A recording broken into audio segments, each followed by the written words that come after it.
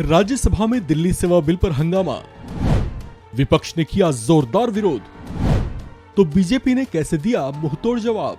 महोदय, मैं प्रस्ताव करता हूं कि दिल्ली राष्ट्रीय राजधानी राज्य क्षेत्र शासन अधिनियम 1991 का और संशोधन करने वाले विधेयक पर लोकसभा द्वारा पारित रूप में विचार किया जाए। Honorable Chairman, sir, honorable members of this august House, as I rise to oppose this retrogressive bill, I ask why no government since 1992, when Delhi's special constitutional status was created, be it a BJP government or a Congress government, be it any other color of the political spectrum, be it the same political party at the center and the NCT, or be it different parties, not one of them has tried to overrule two constitution bench judgments.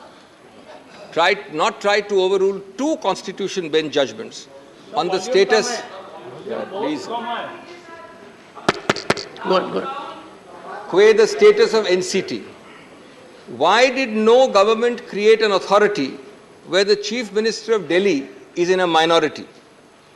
Why did no government empower two bureaucrats to overrule an elected Chief Minister? Why did no government make the Honorable LG, who is a constitutional figurehead except in three areas, into a super CM? And finally, why did no government make it available to the LG's powers to appoint heads of regulatory agencies, large number, all of Delhi, for Delhi, by Delhi, funded and budgeted by the NCT government, but the power of appointment of its heads is with the LG. Honorable members of this august House, this government and this bill has done it all. Something not done earlier. Friends, why was it not done earlier?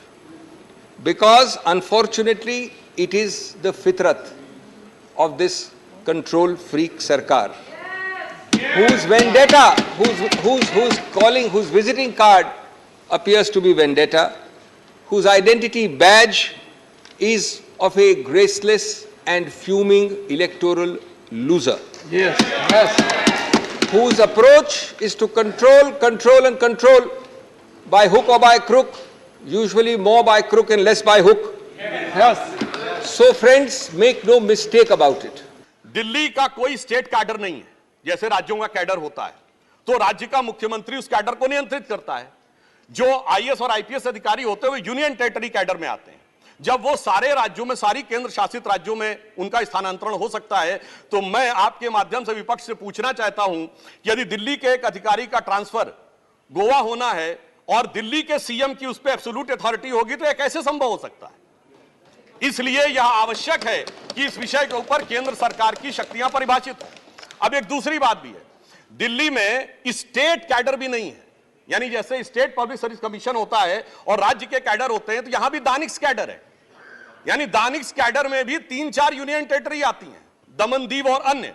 अब DANICS cadre के एक अधिकारी की जरूरत यदि अंडमान में या दमन दीव में भी होगी और दिल्ली का मुख्यमंत्री यह तय करेगा, तो क्या यह संवैधानिक दृष्टि से उचित है? इसलिए मैं कहना चाहता हूं कि माननीय गृह मंत्री जी ने जो यह विषय रखा है वो पूरी तरीके से उचित है। कहां से बात शुरू हुई थी, हम राजनीति में नहीं आएंगे, फिर कसम खाते कांग्रेस का साथ नहीं लेंगे, फिर उसके बाद बंगला नहीं लेंगे, फिर शपथ खाते गाड़ी नहीं लेंगे, फिर शपथ खाते सुरक्षा नहीं लेंगे, और आज स्थिति यह है।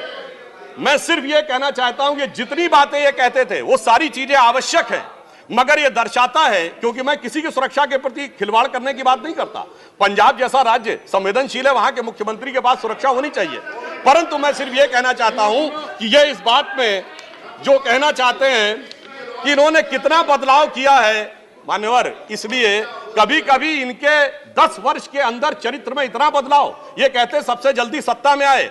महोदय, मैं कहना चाहता हूं, भारतीय जनता पार्टी और जनसंघ, हम 1951 में बने, हमने 72 साल में कभी कांग्रेस से समझौता नहीं किया, इन्होंने 72 दिन में समझौता किया। जब न्यूयॉर्क टाइम्स अखबार में इनकी तारीफ निकली थी, तो इनके मुंह से निकल गया था कि दुनिया का सबसे बड़ा अखबार, और उसमें इतनी तारीफ निकलवाना आसान नहीं है, वैसे निकलवाना शब्द निकल गया था। मगर मैं पढ़े लिखे मुख्यमंत्री को यह भी बताना चाहता हूं महोदय कि न्यूयॉर्क टाइम्स दुनिया का सबसे बड़ा अखबार नहीं है, वो है यमुनी शिंबुन जापान का। अमेरिका का भी सबसे बड़ा अखबार वो नहीं है, वो यूएसए टुडे। और इतना ये समझिए, इतना ही नहीं, भारत का times of India, Dainik Bhaskar, और वो भी उनसे अधिक हैं। तो मैं सिर्फ ये बताता हूं, अरे भाई जिस अखबार का नाम लेते हैं कम से कम उनको तो पढ़ लेना चाहिए था।